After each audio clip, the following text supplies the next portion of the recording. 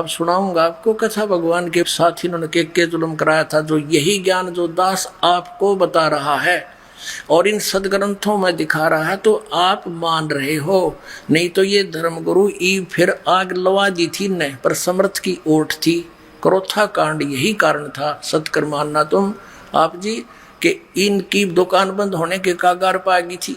इनको पता लग गया था थोड़े जूते लगेंगे, थोड़े दिन में जनता नहीं कहेगी हमारे पूर्वजों का नाश कर दिया तुमने, उनको भूत बनवाया, गलत साधना करवा के हंड धक्के खानती अन्यों के श्राद्ध निकालो, अपना पेट भरने की खातिर ये और घाटा जुड़वा दिया। जब वेदों में प्रमाण नहीं, वेदों में लिखा श्राद्ध निकालने नहीं चाहिए तो मूर्खों की साधनाएं हैं कर्मकांड करना। और ये ऋषि भी मानते हैं, कहा ये है तो ऐसा ही, फिर हमारे से क्यों करवाएंगे तुम अपने लालच और लोभ में। तो पुण्यात्माओं अब आपको बताते हैं कि अब दुर्गा जी के अध्यात्म ज्ञान का तो ये आ गया अंत कि ब्रह्म की पूजा करो, केवल ओम नाम है, ब्रह्म लोक में चले जाओगे बस।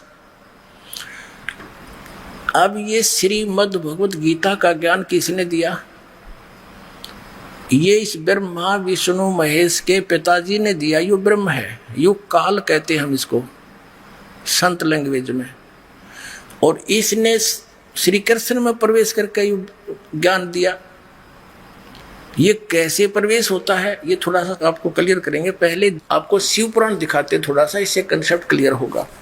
पुण्यात्माओं आप यहाँ किस उद्देश्य से आए हो ये याद रखना आपने, आत्म कल्याण के लिए। और जो आपके ऊपर छोटी मोटी आपदाएं हैं ये भगवान फ्री में देगा आपको, क्योंकि आप उसके बच्चे हो। वो समर्थ है, आपके प्रारब्ध पाप को वो बहुत आसानी से खत्म कर देगा, पर विश्वास दृढ़ करना पड़ेगा, तब वो अपनी कलम उठाएगा आपके पाप काटने के लिए। नहीं तो फिर उड़े माता धोखन लग जाओगे जाके, ठीक होते तुम झाड़ा सलवाना हो गया तो थोड़ा समय लगेगा। ऐसा ये दास नहीं होने देगा, क्योंकि आपको ज्ञान देने के लिए यहाँ बुलाया जाता है। आपके लिए कितनी व्यवस्था भगवान दासों से अपनों से करवा रहा अपने बच्चों के लिए, केवल आपको विद्वान बनाने के लिए, भगवान पहचानने के लिए, आपका कल्याण कराने के लिए। अब पहले ये बताते हैं कि ब्रह्मा विष्णु महेश से अलग है वो काल है। वो किसी को शिव रूप में दर्शन दे देता, वो न सोच ले ये शिव जी ही परमात्मा है। किसी को विष्णु जी के रूप में दर्शन दे देता है, न सोचे ये विष्णु ही भगवान है। तो इन विष्णु और कर शिव जी का ब्रह्मा का भ्रम पैदा हो गया कि हम भगवान हैं। इसी बात पर इन दोनों का झगड़ा हो गया, विष्णु का और ब्रह्मा जी का। इस बात पे कि ब्रह्मा जी कहते मैं तेरा बाप, मैं तेरा जनक हूँ, मैं सारी सृष्टि की उत्पत्ति करता हूँ, प्रजापिता हूँ। विष्णु जी कहने लगे तू मेरी नाभ कमल से उत्पन्न हुआ, मैं तेरा बाप हूँ। लड़ पड़े, झगड़ा हो गया। इनके बीच चावा करने के लिए इनके पिता इस काल रूपी ब्रह्म ने ऊपर से सतम एक पिलर खड़ा कर दिया, शिवलिंग बोलते हैं उसको, तेजो में लिंग। ये उस प्रकाश में पोल को एंड को ढूंढने के लिए, उस और छोर को जानने के लिए ऊपर नीचे चक्कर काटने लगे, झगड़ा बंद हो गया। फिर वो स्वयं आ गया शिव रूप धारण करके, अपने पुत्र शिव का रूप धारण करके।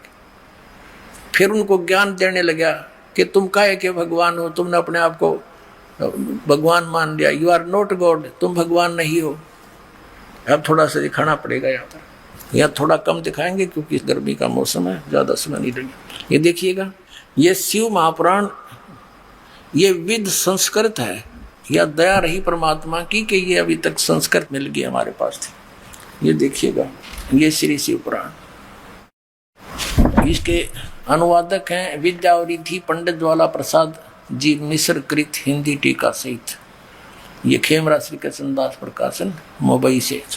यहाँ देखना इसका तीसरे स्कंद में, इसके ये देखना 11 पृष्ठ पे विद्वेश्वर संहिता, शिव पुराण विद्वेश्वर संहिता।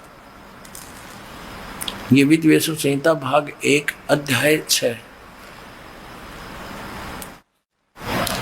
नंदीकेश्वर बोले कि हे योगिंद्र, आगे एक समय विष्णु भगवान शेष शया पर अपने गरुड़ आदि पार्षदों से संयुक्त लक्ष्मी सहित शयन करते थे, सो रहे थे। उसी समय ब्रह्मज्ञानियों में श्रेष्ठ ब्रह्मा जी अपनी इच्छा से वहां आए। सब प्रकार से सुंदर सेज पर शयन करते हुए कमल लोचन भगवान विष्णु से पूछने लगे, तुम कौन हो? मुझे देखकर अभिमानी पुरुष के समान शयन करते हो, सोए पड़े हो। हे वत्स, हे बेटा उठो, मैं तुम्हारा स्वामी आया हूँ। आए हुए गुरु को देखकर जो अभिमान करता है, उस द्रोही मूड का प्रायश्चित होना उचित है। यह सुनकर विष्णु के अंदर मत छो उठा, पर ऊपर तय क्रोध रोके रहे। क्रोध हुआ परंतु बाहर से शांत रहे और बोले, वत्स बेटा तुम्हारा मंगल हो, बैठो इस आसन पर विराजो। इस समय तुम्हारे नेत्र कुटिल और मुख वक्र क्यों है, यानी टेढ़ा मुंह क्यों कर रहा है, आंखें तरेर रहा तो। ब्रह्मा जी बोले, वत्स बेटा विष्णु आपको समय के प्रभाव से अभिमान है। हे पुत्र, मैं तुम्हारा रक्षक और जगत का पितामह हूँ। विष्णु जी बोले, ये सब जगत मुझ में स्थित है, तुम चोर के समान किस प्रकार अपना कहते हो? तुम मेरी नाभि कमल से उत्पन्न हुए हो, इससे मेरे पुत्र हो। मुझे पुत्र कहना व्यर्थ है। अब घना नहीं सुनाता, आगे चलते हैं। एंड के बाबू मैंने आपको बता दिया। इनका क्या हुआ, इनका झगड़ा हो गया, देवता फूल बरसाने लग गए। वो देवता राजी हो गए, देखो बड़ा अच्छा काम कर रहे हैं, ये हमारे देवताओं के काम है, ये थोड़ा दिखा दूँ ना, ये रहेगा दूरा का। मैं श्रेष्ठ हूँ, मैं स्वामी हूँ, ऐसा कहकर एक दूसरे को मारने की इच्छा से युद्ध करने के लिए उत्सुक हो गए। संपूर्ण देवता विमान में बैठकर उस अद्भुत युद्ध देखने को चले आए और आकाश में उनके ऊपर फूल बरसाने लगे। बताइए, हमारे देवताओं के काम है। देवता कहें अच्छी आत्माओं को, नेक पुरुषों को। अब दो भाई लड़ रहे हैं और ऊपर तो दूसरे नो के शाबाश, देखो कौन सा हारा जीतेगा, मरो कटके है। ये हमारे देवताओं के लक्षण। और ये हमारे भगवान तो एक नो का मैं तेरा बाप, रो नो का मैं तेरा बाप, गुट्टम गुट्टा, चौथी कक्षा के बालक लड़ा करें। ये ऐसी बुद्धि उनकी होती है। और टीचर कहता उनको बुलाकर, क्यों झगड़ रहे थे? ये कहता जी इन्होंने बोला मैं तेरा बाप, दूसरा कहता ना जी इसने पहले कहा था है। और गुट्टम गुट्टा एक दूसरा कुर्ता पाड़ रखे। इन भगवानों की पूजा करने को ये हमारे धर्म गुरु शंकराचार्य बताया करते। अरीब तो हमारे जो है ना इसी को लूम डाल रखा है। अब ये भगवान नहीं है, दास नहीं कह रहा, इनका इतिहास कह रहा। देखिएगा इसी आगे चल के प्रश्न नंबर 17 पर, प्रश्न नंबर 17 पर है शिव पुराण 17 पृष्ठ। ये है विद्वेश्वर संहिता अध्याय 9। नंदीकेश्वर बोले, इस प्रकार भगवान ने उन नम्र हुए ब्रह्मा और विष्णु पर अनुग्रह करके, आगे दिखाते हैं, उन दोनों की अज्ञानता और वैर को दूर करने के अर्थ दोनों से कहा। किसको? ब्रह्मा और विष्णु को, कि मेरे सकल और निष्कल भेद से दो रूप हैं, परंतु और ईश्वर नहीं है, इस कारण से उसके दो रूप नहीं हो सकते उनके। पहला सतम रूप और दूसरा पीछे मूर्तिमान शिव रूप धारण करके आ गया, वो मेरा दूसरा रूप है किया। इसमें ब्रह्म रूप निष्कल है, वो लिंग खड़ा कर दिया ना, वो तनु का निष्कल है, निष्कल निष्फल नहीं है, निष्कल है। और ईश्वर रूप सगुण है, मैं तेरे सामने खड़ा शिव रूप धारण करके, ये मेरा सगुण रूप है और निराकार निष्कल, उसकी कोई शकल नहीं। मेरे ये दोनों रूप सिद्ध हैं, दूसरे किसी के नहीं हो सकते। इस कारण से तुम दोनों को अथवा दूसरों को ईश्वरता की प्राप्ति नहीं हो सकती। तुमने जो अज्ञान से अपने को ईश मान लिया, तुमने अपने आप को अज्ञानता से भगवान मान लिया, ईश मान लिया, कर्ता मान लिया, यह बड़ा अद्भुत हुआ। उसके दूर करने को ही मैं रण स्थान में आया। तुम अपना अभिमान त्याग कर मुझ ईश्वर में अपनी बुद्धि लगाओ। मेरे प्रसाद से लोक में सब अर्थ प्रकाश करते हैं। क्या बताता है कि मैं ब्रह्म हूँ, जगत के वर्धक होने से मैं ब्रह्म हूँ। हे ब्रह्म केशव सत्योत व्यापक ये होने से मैं आत्मा हूँ। मैं इस सब का ईश हूँ, यह मेरा है, मेरे सिवा किसी दूसरे का नहीं हो सकता। फिर आगे दिखाते हैं। अब ये 18 पृष्ठ पे हम पढ़ेंगे, 18 पृष्ठ पे आगे हैं। 10वां अध्याय 9वां यहाँ समाप्त होता है। इति श्री महापुराणे विद्वेश्वर संहिता भाषा टीकायाम 9वां अध्याय, ये 10वां शुरू होगा। 10वें के हम यहाँ पर आते हैं।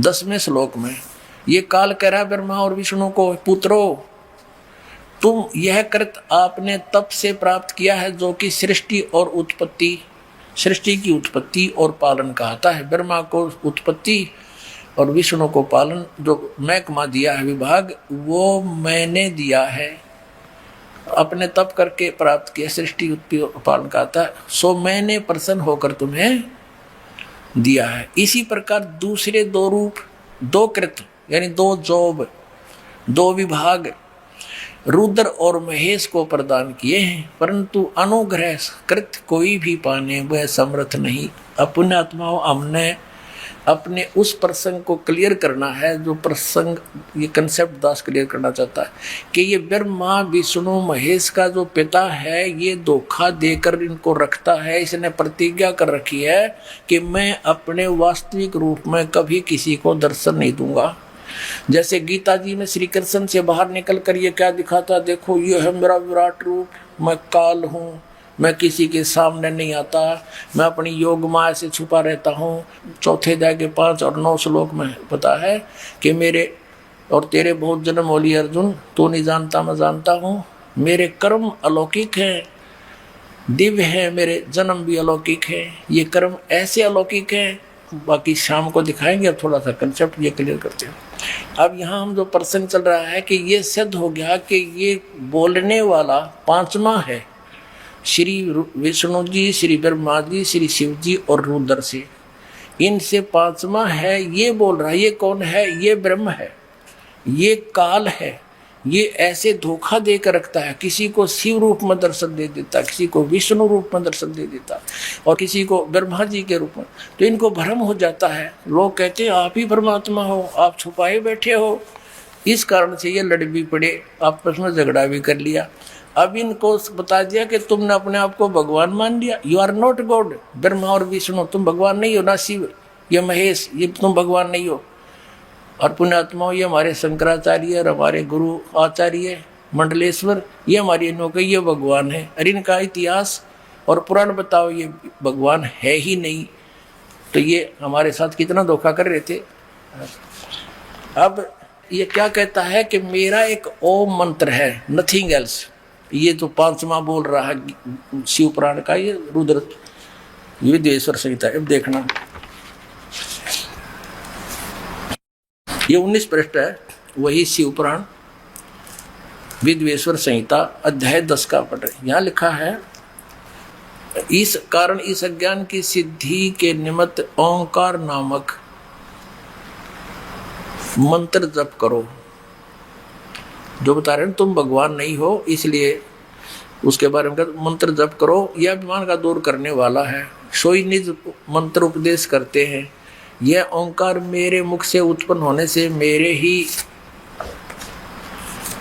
स्वरूप का बोधक है और महामंगल करने वाला है। यह वाचक है, मैं वाच्य हूँ। यह मंत्र मेरा आत्मा है, इसके समन से मेरा समन होता है।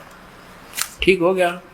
उत्तर की ओर से के मुख से अकार का, पश्चिम के मुख से उकार का, दक्षिण के मुख से मकार का, पूर्व के मुख से बिंदु का, मध्य के मुख से नाद उत्पन्न हुआ। इस प्रकार 5 प्रकार से यह निर्गत हुआ।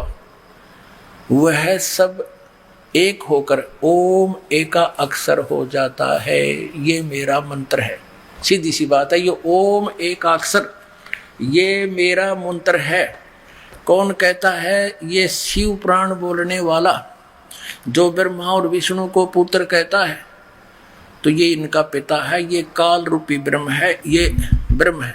और इसी ने गीता जी का ज्ञान दिया है श्री कृष्ण जी में प्रवेश करके।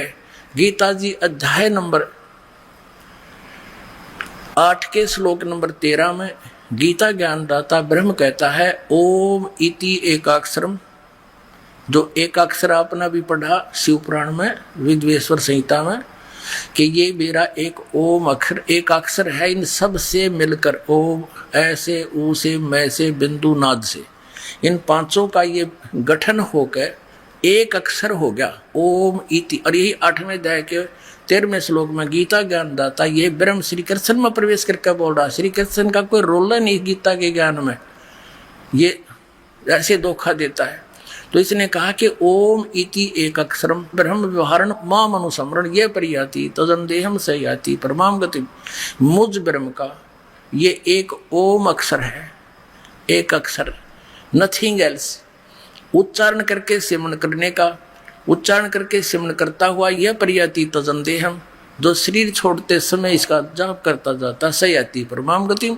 जो इस ओम से मिलने वाली परम गति है वो प्राप्ति होती है। वो दुर्गा जी ने, देवी जी ने देवी पुराण में बताई दिया 7वें स्कंद में कि ओम का जाप करो, ब्रह्म टारगेट उद्देश्य इष्ट मानो। ये ब्रह्म का जाप है, ओम मंत्र है, इसके जाप से ब्रह्म लोक में चले जाओगे, तुम्हारा कल्याण हो। इतना सा ये बता दिया। अब श्रीमद् भगवत गीता अध्याय नंबर 8 के श्लोक 16 में कहा है कि ब्रह्मलोक पर्यंत ये सभी पुनरावृत्ति के अंदर हैं, वहां गए हुए प्राणी भी जन्म मृत्यु में आते हैं। और गीता ज्ञान दाता चौथे अध्याय के 5 और 9 श्लोक में, दूसरे अध्याय के 12वें श्लोक में, 10वें अध्याय के दूसरे श्लोक में गीता जी में कहता अर्जुन तेरे और मेरे बहुत जन्म हो चुके, तू नहीं जानता मैं जानता हूं। इससे सिद्ध है ब्रह्म भी नाशवान, इसके उपासक भी नाशवान। इसलिए ये कहता है कि तत्वदर्शी संत की खोज कर, और वो तत्वदर्शी संत की जब खोज कर लेगा, मेरे बात को तुम आश्रय बना लेगा इस बात का, तो फिर वो प्राणी मेरे इस बात के, इस ज्ञान के आश्रित होकर के 7वें अध्याय के 29वें श्लोक में कहा कि वो जो जरा और मरण से छूटने का ही प्रयत्न करते हैं और कोई संसार की इच्छा नहीं रखते, इसी उद्देश्य से जो भक्ति कर रहे हैं, जरा माने बुढ़ापा, मरण माने मृत्यु, बुढ़ापा और मृत्यु के कष्ट से छूटने के लिए जो यत्नशील हैं, वो उस तत्ब्रह्म को और सारे अध्यात्म को और सारे कर्मों से परिचित हो चुके हैं, तभी उस जरा और मरण के छूटने के लिए ही उस तत्ब्रह्म को पहचान चुके हैं, उसकी भक्ति करते हैं।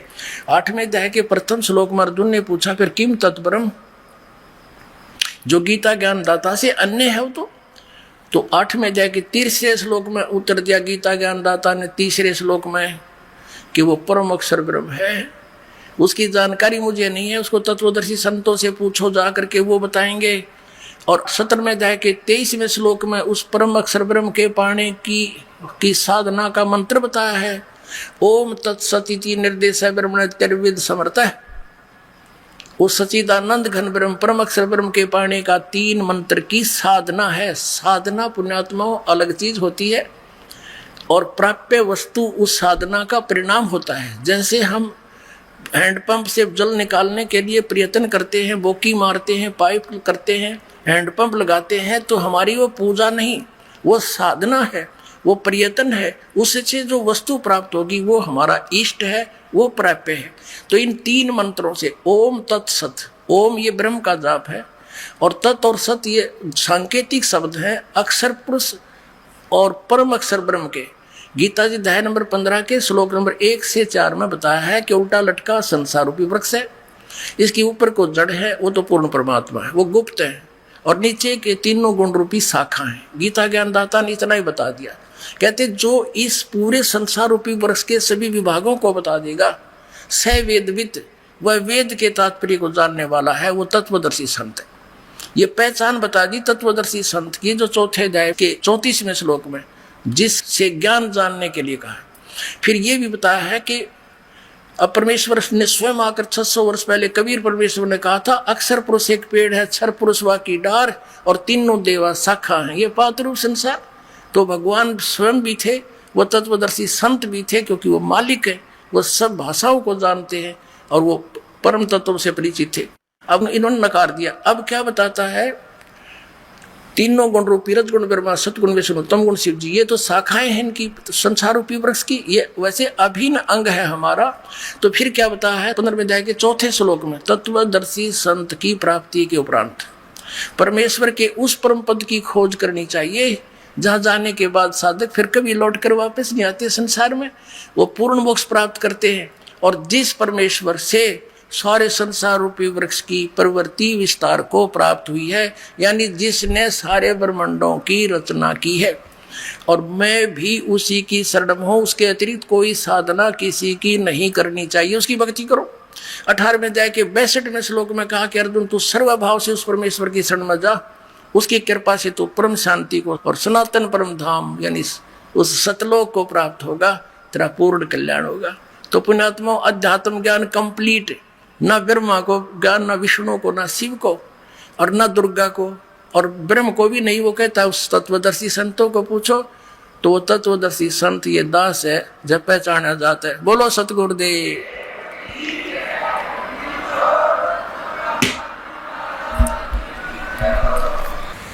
परम पिता परमात्मा पूर्ण ब्रह्म सर्व सृष्टि रचनार कबीर परमेश्वर जी की असीम कृपा से आप पुण्यात्माओं को सत्संग सुनने का सुअवसर प्राप्त हुआ। ये जो समागम चल रहा है, आज प्रारंभ हुआ है सुबह से, ये उस शुभ दिन के उपलक्ष्य में है जिस दिन हमारे जनक, हमारे परमपिता, हमारे हमदर्द, वो सुख के सागर सत्य पुरुष परम अक्षर ब्रह्म पूर्ण परमात्मा अपने निज स्थान से सतलोक से गति करके वहां से प्रस्थान करके चलकर आए। वो शुभ दिन है इस कलयुग का ज्येष्ठ सुदी पूर्णमासी संवत 1455 सन 1398 ज्येष्ठ सुदी पूर्णमासी को परमात्मा सतलोक से चलकर आए थे। एक शिशु रूप धारण किया, काशी के अंदर, बनारस के अंदर एक लहर तारा नामक तालाब के ऊपर परमात्मा शिशु रूप धारण करके विराजमान हुए। वहां से नीरू नीमा नाम के एक दुल्हा दंपति जो निसंतान थे परमात्मा को घर ले आए और जुलाहे के घर परवरिश की लीला होने के कारण बड़े होकर वो परमात्मा जुलाहे का कार्य करने लगे। पुण्यात्माओं, हम काल के जाल में फंसे हुए हैं और वो परमात्मा आकर ही हमें यहाँ सतर्क करते हैं कि मनुष्य जीवन तुम्हें प्राप्त हुआ और मनुष्य जीवन को प्राप्त करके आप जी भक्ति नहीं कर रहे हो, परमात्मा का नाम जाप नहीं कर रहे हो, तो आप अपने मनुष्य जीवन का सदुपयोग नहीं कर रहे। उस परमात्मा के अतिरिक्त जो भी हमें अध्यात्म ज्ञान दिया जाता है वो काल तक सीमित होता है। उस काल तक सीमा में जन्म और मृत्यु सदा बनी रहती है और काल भगवान जिसे सरपुरुष भी कहते हैं, ये स्वयं भी नाशवान है, ये 21 ब्रह्मांड का स्वामी है। तो उस समय इन्हीं नकली गुरुओं ने, हमारे हिंदू धर्म के गुरुओं ने, मुसलमान धर्म के मुल्ला और काजियों ने परमात्मा के इस यथार्थ ज्ञान को जनता तक नहीं आने दिया। ये बीच में ही टांग अड़ाए रखा और कहते रहे कि कबीर अशिक्षित है, जुलाहे के घर में इसका जन्म है, ये क्या जाने सदग्रंथों के अंदर गूढ़ रहस्यों को, ये झूठ बोलता है। पुण्यात्मा, परमात्मा 600 वर्ष पहले क्या कहा करते, वो बताया करते थे कि ये तीनों देवता रजगुण ब्रह्मा, सतगुण विष्णु, तमगुण शिव जी, ये नाशवान हैं, इनकी जन्म मृत्यु होती है और श्री देवी जी दुर्गा इनकी माता है और काल रूपी ब्रह्म ज्योति निरंजन इनका पिता है। पूर्ण परमात्मा अन्य है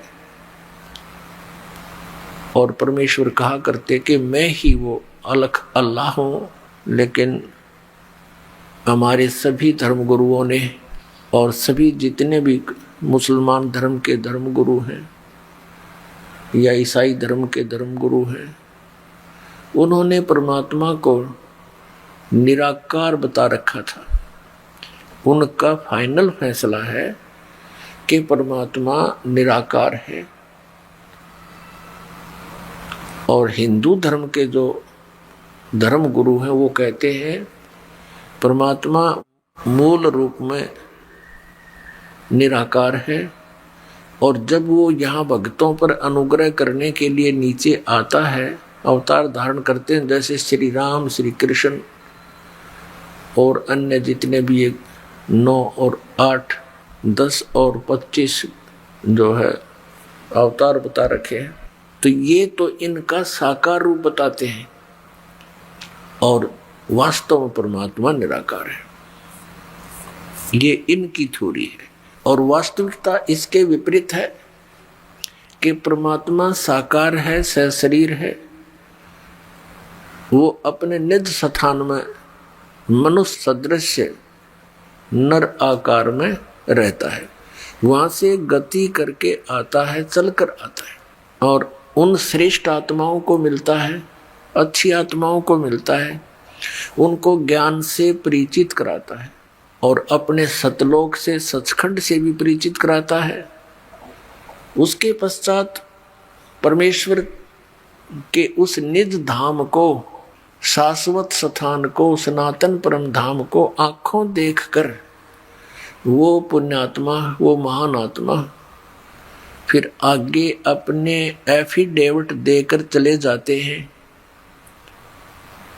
कि हु इज गॉड, कौन है परमात्मा, कैसा है वो भगवान, कहाँ रहता है वो मालिक, कैसे मिलता है वो परमपिता।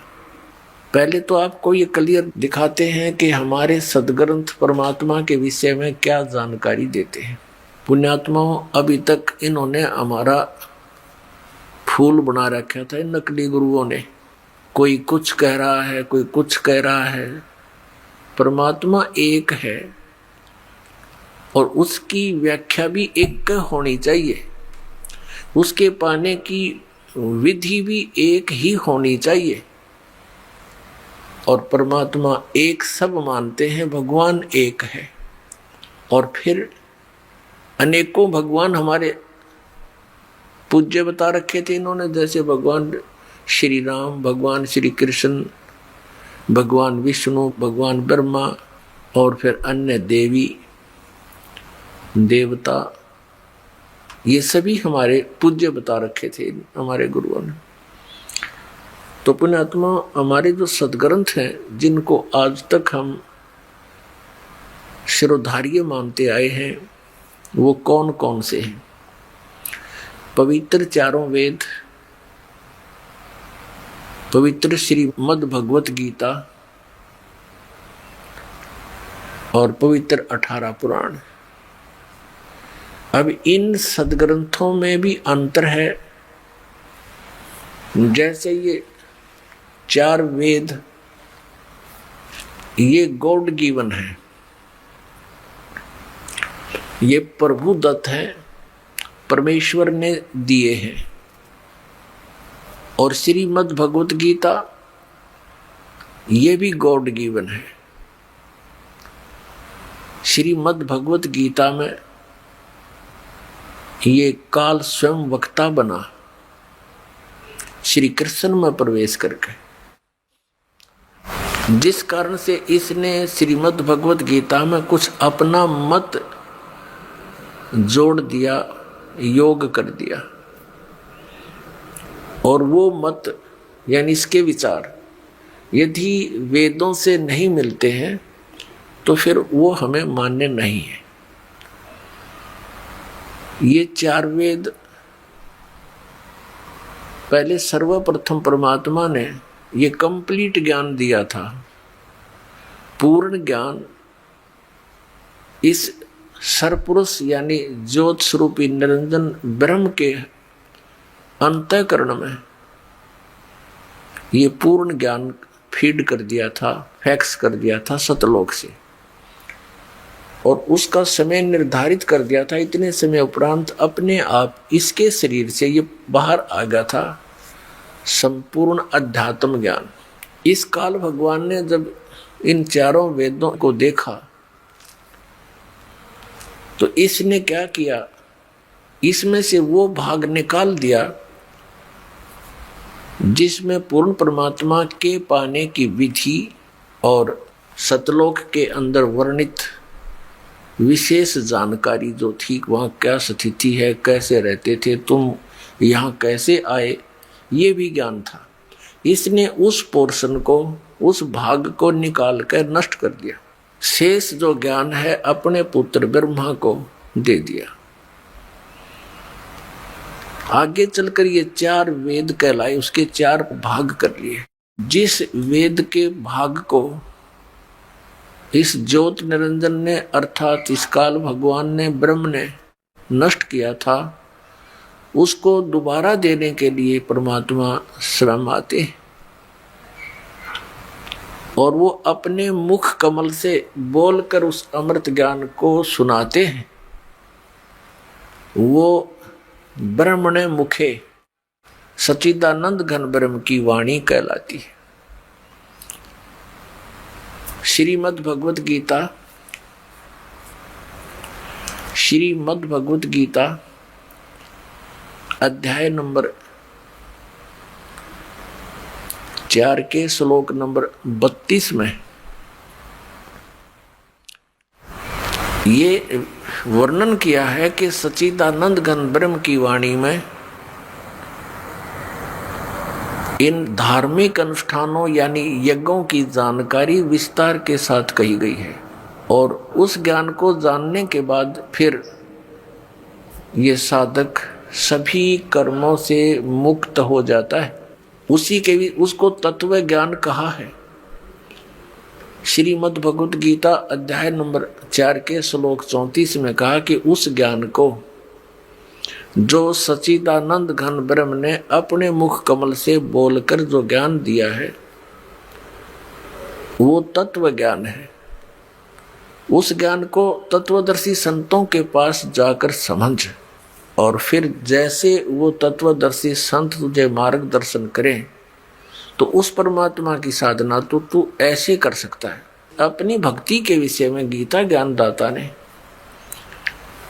वो अपनी भक्ति सत्र और उसकी विधि भी क्लियर कर रखी है श्रीमद् भगवत गीता। लेकिन उस परम अक्षर ब्रह्म की भक्ति साधना के लिए उसने तत्वदर्शी संत की खोज का ऑप्शन छोड़ दिया, प्रावधान बता दिया कि उससे पूछो। इससे सिद्ध है कि गीता ज्ञान दाता भी कंप्लीट यानी पूर्ण अध्यात्म ज्ञान नहीं रखता, नहीं तो 4 लाइन और लिख देता, 18 अध्याय बोले 2 अध्याय और बना देता अगर इसको ज्ञान होता।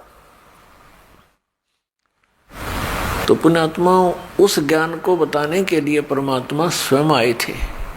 इसलिए सच्चिदानंद घन ब्रह्म की वाणी में कहा गया। आपको श्रीमद् भगवत गीता अध्याय नंबर 4 के श्लोक नंबर 32 से रूबरू कराते हैं। पुण्यात्माओं आज का मानव इतना इंटेलिजेंट हो गया कि ऐसे इंटरनेट बना लिए, हवाई जहाज बना लिए, ऊपर के ग्रहों तक भी पहुंचने की चेष्टा कर रहा है, और कंप्यूटर बना लिए। अब जो हमने इस मनुष्य शरीर से बनाना था तो उसने भूल गए। अब जैसे ये आध्यात्मिक मार्ग ऐसा है जहां पर ये इतना जुगाड़ जोड़कर कभी नहीं जा सकते, जेट से भी नहीं जा सकते, किसी प्रकार भी नहीं जा सकते। उस अध्यात्म ज्ञान से यानी आध्यात्मिक शक्ति से ये मानव ऊपर घूम आते थे, सैर सपट्टे कराते थे।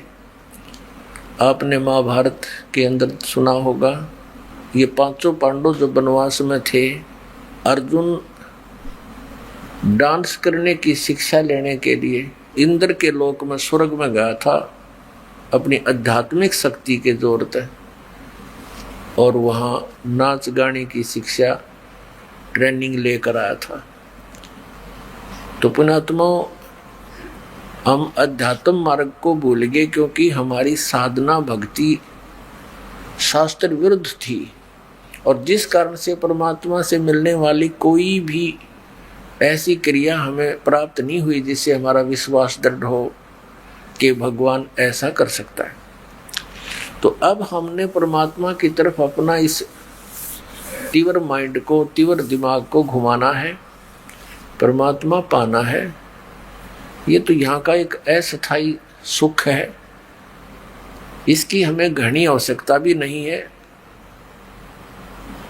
हमें आवश्यकता है जन्म और मृत्यु के रोग को सदा के लिए समाप्त कराने की। तो इसलिए सत्संग का आयोजन किया जाता है कि सत्संग में आने से प्राणी सावधानी से ज्ञान सुनता है। यहाँ बैठकर 2 घंटे तो उसने परमात्मा की चर्चा सुननी ही पड़ती है। ये सौभाग्य है उसका। नहीं तो घर पर भी कोई सीडी वगैरह देख रहे होते हो, कभी कोई काम आ जाता है, कभी कोई आ गया, कोई रिश्तेदार आ गया, कोई फोन की घंटी आ गई, यानी कॉल डिस्टर्ब ही रखने की चेष्टा करता है। तो इसलिए अधिक से अधिक सत्संग में आवे और इस ज्ञान को गहराई से समझे। अब आपको जो दास दिखाना चाहता है कि हमारे सदग्रंथ क्या बताते हैं और हमारे धर्म गुरु हमें क्या बताया करते थे, उन्होंने आज तक हमारी इन सदग्रंथों के अनुवाद को भी ढंग से नहीं करके दिया वे, क्योंकि वे तत्व ज्ञानहीन थे। अब देखिएगा, श्रीमद् भगवत गीता जयदयाल गोविंद का इसके अनुवादक हैं। गीता प्रेस गोरखपुर से प्रकाशित है। अध्याय नंबर 4 का अब श्लोक नंबर हम 25 से लेकर आपको पहले 32 तक पढ़कर सुनाते हैं। अध्याय नंबर 4 श्लोक नंबर 25। इसमें यह बताया जा रहा है कि कुछ अपने माने अन्य योगीजन देवताओं के पूजन रूप यज्ञ का ही भली भांति अनुष्ठान किया करते हैं। योगी माने साधक। कुछ साधक तो देवताओं की ही पूजा करते हैं और अन्य साधक ब्रह्म अग्नो, हमने संस्कृत भी साथ देखनी पड़ेगी, यानी ब्रह्म अग्नो यज्ञेन, ये परब्रह्म नहीं, ब्रह्म को ही इष्ट मानकर जो साधना करते हैं उनका जिक्र समझो। यज्ञ के द्वारा ही आत्म रूप यज्ञ का ही हवन यानी अनुष्ठान किया करते हैं, पूजन किया करते हैं। ये 26 नंबर है। अन्य यानी दूसरे योगीजन साधक श्रोत्र आदि समस्त इंद्रियों को संयम रूप अग्नि में हवन किया करते हैं, और दूसरे योगीजन शब्द आदि, शब्द स्पर्श रूप रसगंध, इनसे ही विषयों से ही हटने के लिए कोई अनुष्ठान करते हैं। समस्त विषयों को इंद्रिय रूप अग्नि में हवन किया करते हैं।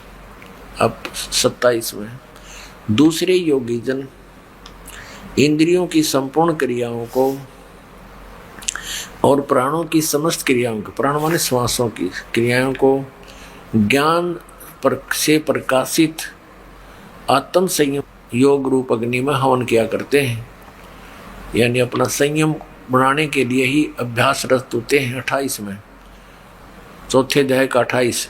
कई पुरुष, कई साधक भक्त द्रव्य संबंधी यज्ञ करने वाले हैं, यानी जैसे कहीं भंडारा करवा दिया, कहीं पर कंबल बांट दिए और कहीं पर कोई धर्मशाला बनवा दी, तो कहते हैं इस कुछ इन्हीं को ही अपना अंतिम भक्ति लक्ष्य मानते हैं।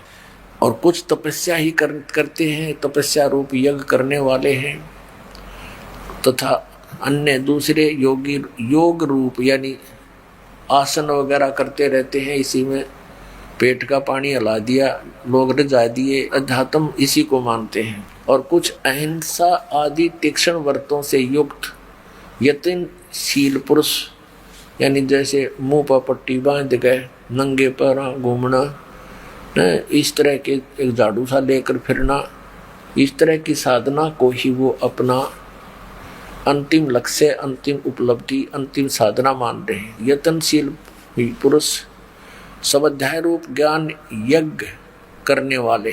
अब जैसे कोई गीता जी का पाठ कर लिया, किसी ने ये गायत्री मंत्र बना लिया, यजुर्वेद के अध्याय नंबर 36 के मंत्र नंबर 3 के आगे एक ओम अक्षर लगा लिया इन्होंने, उसी का जाप करते रहते हैं और इसी से मोक्ष मानते हैं। नहीं, सदग्रंथ के किसी भी अंश को, किसी भी मंत्र या अध्याय को पढ़ने से उससे परमात्मा की जानकारी अवश्य हो जाती है, लेकिन मोक्ष नहीं।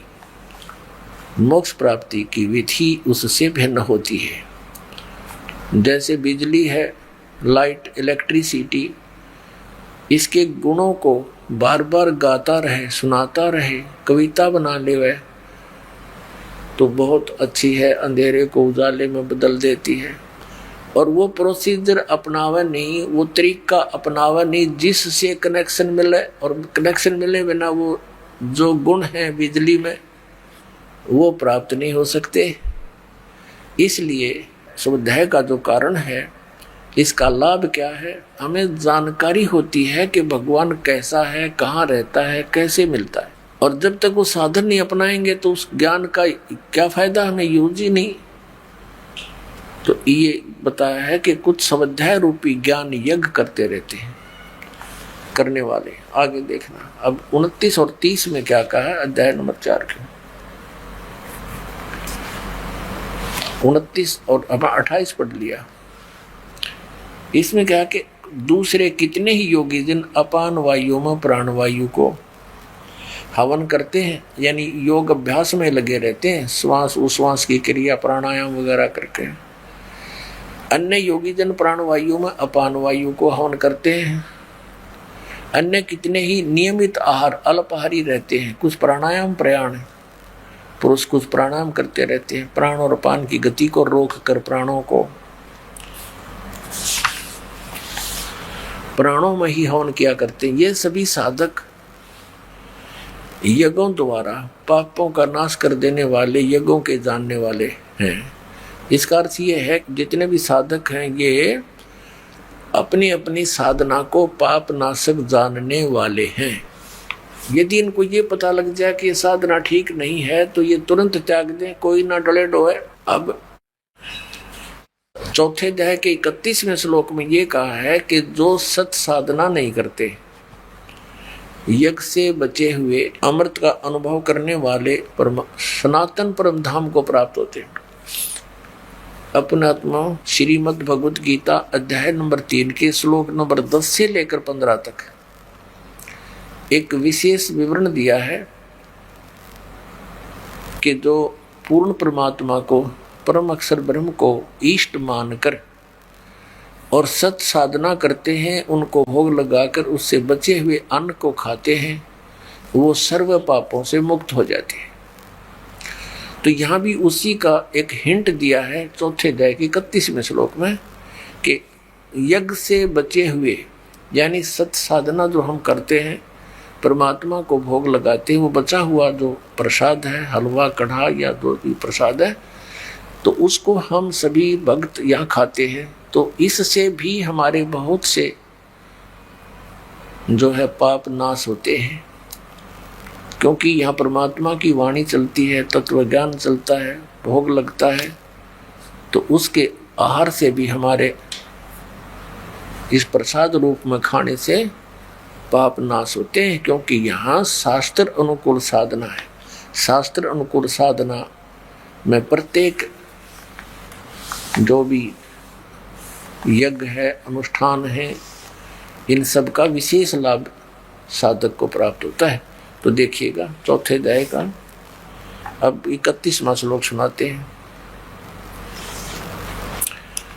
इसमें कहा कि एक कुरु श्रेष्ठ अर्जुन, यज्ञ से बचे हुए अमृत का अनुभव करने वाले योगी जन यानी साधक सनातनम ब्रह्म यान्ति, उस सनातन यानी गीता ज्ञान दाता से अन्य है ये परमात्मा।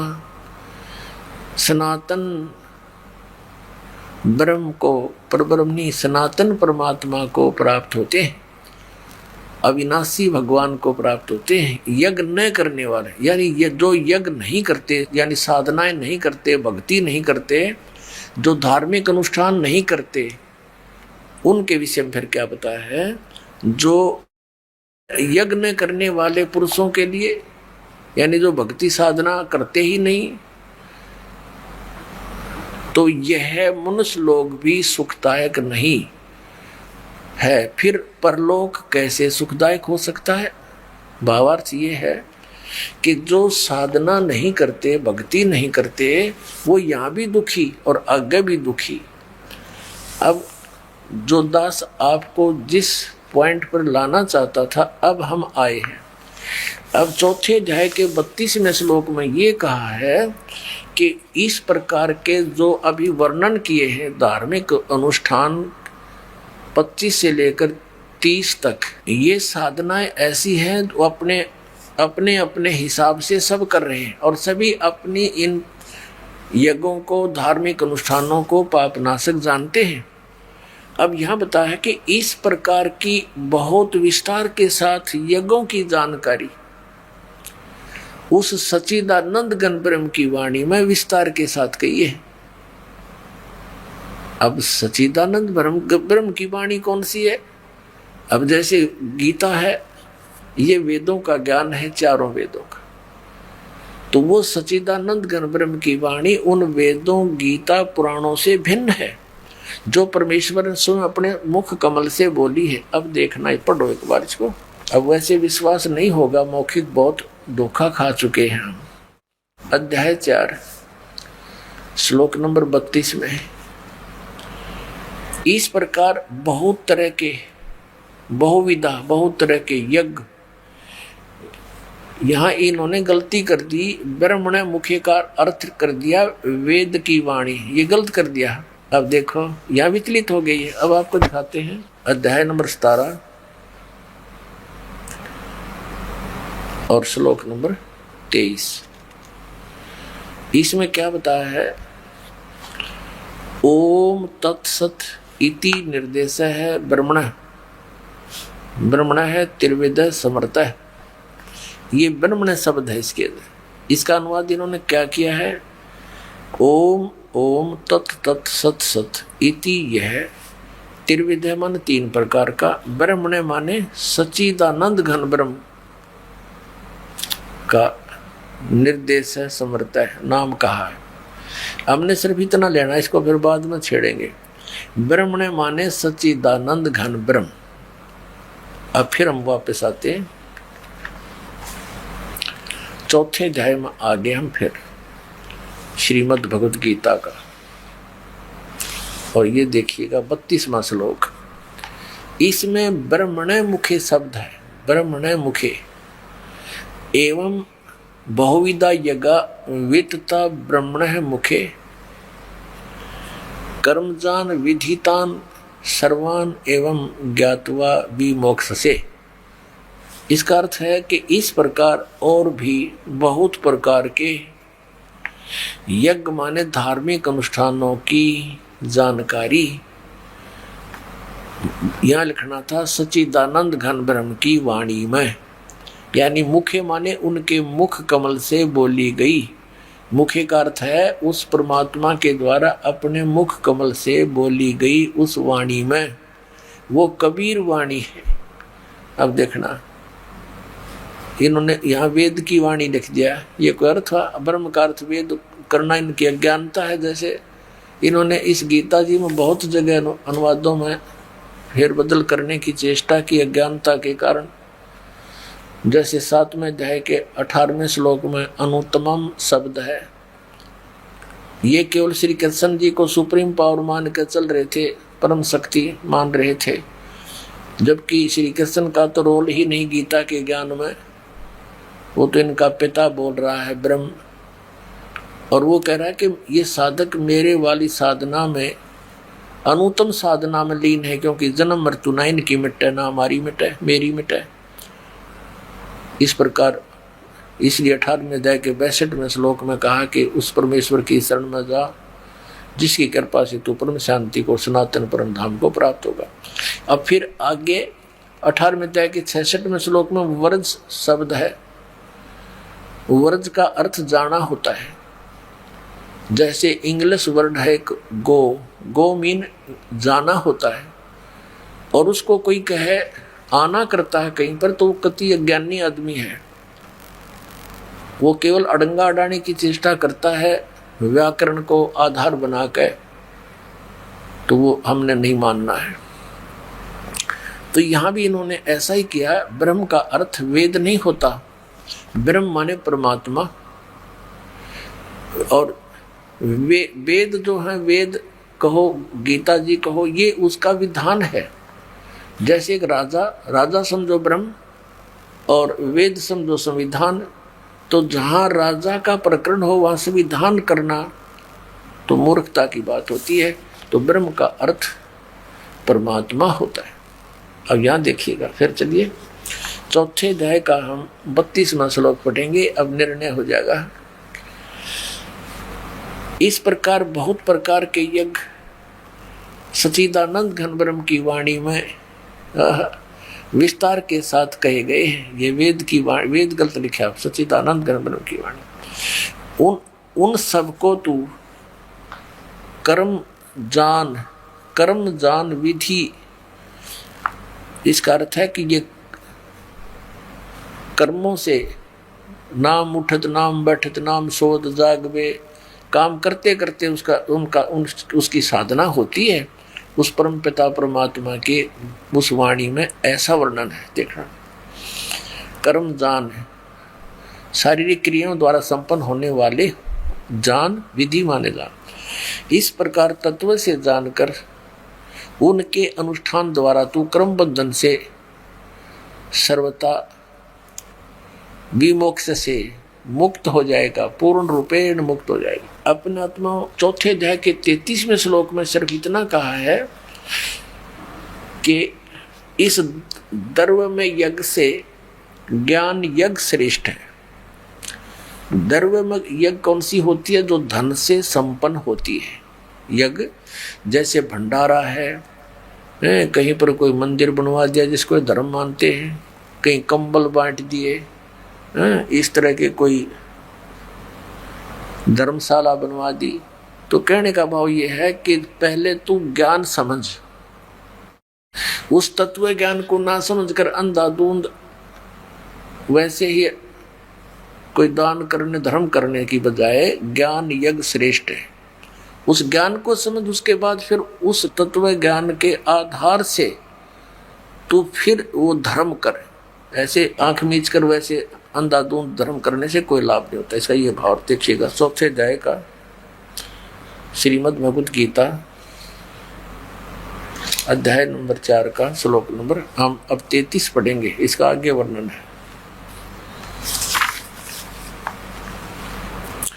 हे परंतम अर्जुन, द्रव्य में यज्ञ की अपेक्षा, यानी वैसे ही आंखें बंद करके कितना धन से व्यय करने की बजाय ज्ञान यज्ञ श्रेष्ठ है।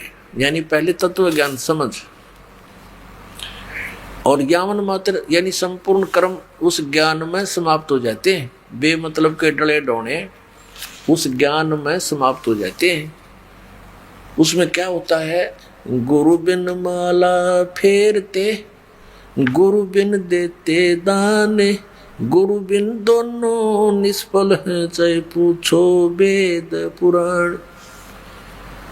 यानी पूरे संत को खोजो, तत्वदर्शी संत की खोज करके फिर वो दान करो, तब संपूर्ण लाभ होगा।